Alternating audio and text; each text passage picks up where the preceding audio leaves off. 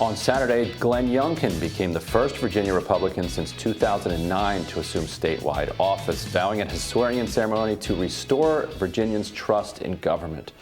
And the governor got right to work. Within hours, Youngkin issued 11 executive orders, one of which will, quote, investigate wrongdoing in Loudoun County, and another will, quote, restore excellence in education by ending the use of divisive concepts, including critical race theory in public education.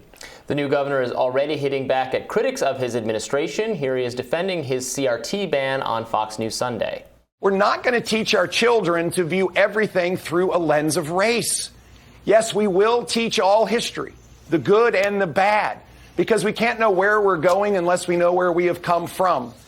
But to actually teach our children that one group is advantaged and another is disadvantaged simply because of the color of their skin cuts across everything we know to be true.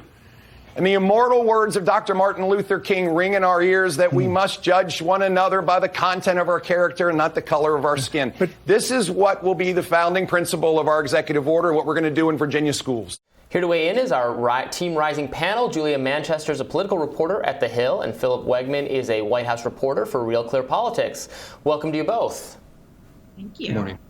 So, Philip, I thought in that clip from Fox, Youngkin did a really good job of defining critical race theory as something that most people would be against being taught to their children. Obviously, this is was a central part of his campaign. So I don't think it's really surprising to see him going after this from the get-go. In fact, I think there would be enormous Republican feelings of betrayal if this wasn't the first thing on his agenda.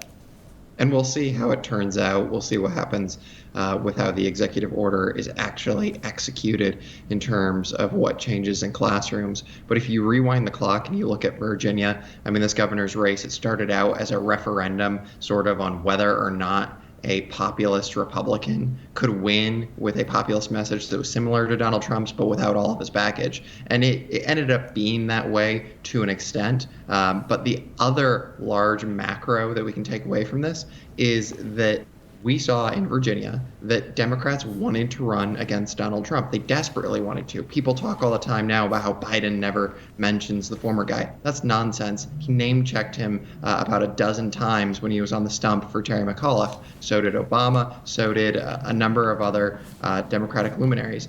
And they tried to tie Youngkin to Trump because that was the playbook that they've been running for the last 4 years. It didn't work. And so it's going to be interesting to see how he governs, because obviously that's a very different thing campaigning. But for now, it seems that he knows where his bread is buttered, and he's going to deliver on the promise, or at least try to deliver on the promises that he made on the campaign trail.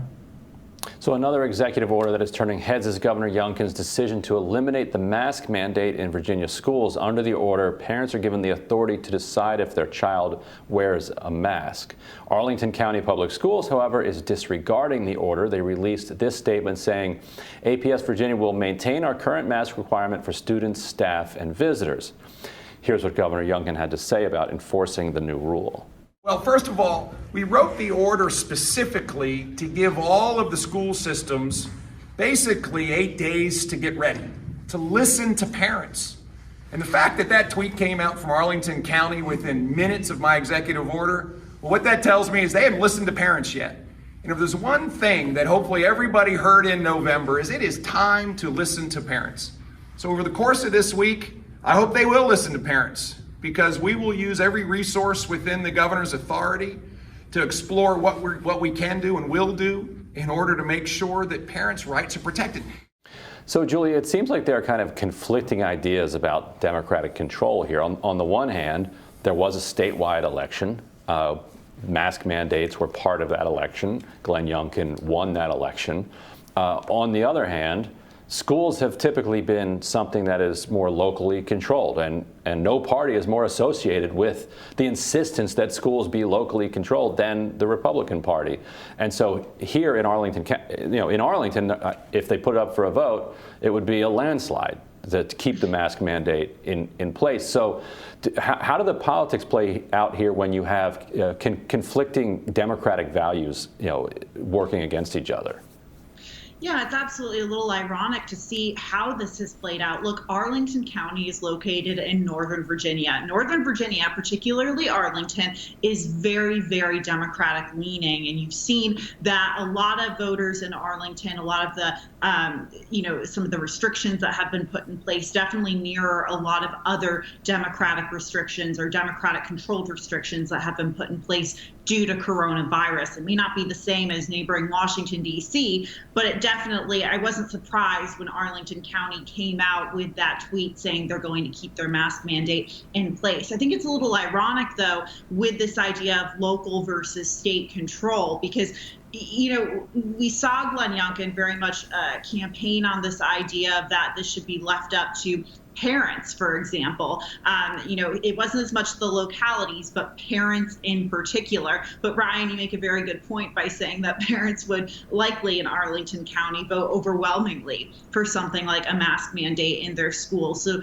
I think a good question to ask the Youngkin administration would be, do you have the authority to overstep Arlington parents or Arlington County school boards with a lack of a mask mandate, especially during a time during the Omicron spread when there's a lot of concern as to how this will impact students. I think, Virginia is a very diverse, large state.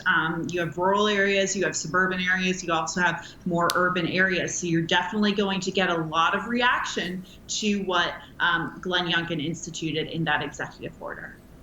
Yeah, but I do think this goes both ways, though, right, Ryan? Because like if a rural school district or a red school district decided to teach creationism, and then like the more sane state leaders forced them not to, Democrats would be all for that. But Democrats aren't the ones that have been insisting on local control of schools for a century. Yeah, I think this action at the state level is, I don't know, I'm conflicted about it. I take your point.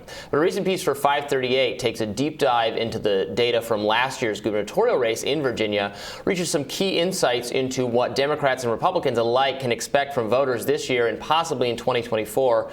Interestingly enough, Youngkin actually outperformed Donald Trump in Virginia's most pro-Trump counties, beating the former president by about 3,000 votes. But where the race was truly won, according to 538, was in the most pro-Biden counties, where Youngkin gained over 460,000 votes in his party's favor compared to what Trump received in 2020. I mean, it goes to what you were just saying, Phil, that we're running some tests. We're finding out that a generic Republican on sort of some Republican ideas about education, about some other things, can do really well, can gain among people who voted for Biden. It is Trump himself, Trump the person, Trump the man, who is so uniquely disliked or faces unique, unfavorability problems. And but that's not. I mean, that's not going to deter him from getting back into the political environment, is it? I doubt it deters Donald Trump already. He seems to be, sitting on the fence and playing this game of will he, won't he, that we're all going to have to cover until 2024. But, after Virginia, there was immediately a question of whether or not Donald Trump was going to go to some of these more purple states during the midterms. And people were saying, look at Virginia, look at where he just stayed away and let Republicans run their playbook and see how successful Glenn Youngkin was. I'm really curious to see whether or not the former president has that much self-control. But we're going to find out, though, whether he values Republican majorities in the House and the Senate, or whether he values keeping himself as the kingmaker of the GOP. But I think, the larger thing here is Obama did his best. And McAuliffe and others did their best to beat history. I mean, let's not forget that generally Virginia goes to the party that doesn't control the White House. But they ran a playbook which was really interesting. Rather than pointing out that Youngkin was a big Carlisle group guy, that he sounds and acts very much like Mitt Romney, rather than going after him for that, they decided to try and tie him to Donald Trump, and it just didn't work. It didn't work because he was the type of candidate who was, hyper-focused on these really specific issues like schools. And despite, McAuliffe trying to make this a national race, there's a Republican sitting in the governor's mansion tonight. And if I could jump in here, if you look at the races in Arizona and Maryland, you have relatively Trump-like fields emerging in the GOP primaries in those Senate races. But ironically, over the past week, we've heard news that the former governor, or the governor of Arizona, Doug Ducey, who is term limited, is considering a potential run in that Senate race. We obviously know that Donald Trump does not like Doug Ducey because he certified the election results in that race. But he's seen in the mold of more of an establishment Republican. Maryland, just right by Virginia, same kind of thing. You're hearing that national Republicans are trying to recruit Governor Larry Hogan to potentially run in that Senate race. So, I think you're seeing an effort by more establishment Republicans to sort of replicate what happened in Virginia. The problem is they could hit a ball in the grassroots in these states like Arizona and Maryland, where there may not be as big of an appetite for someone like Larry Hogan and Doug Ducey. Right. Oh, well, Phil, Julia, thank you so much for joining us. Thank you. Thank you.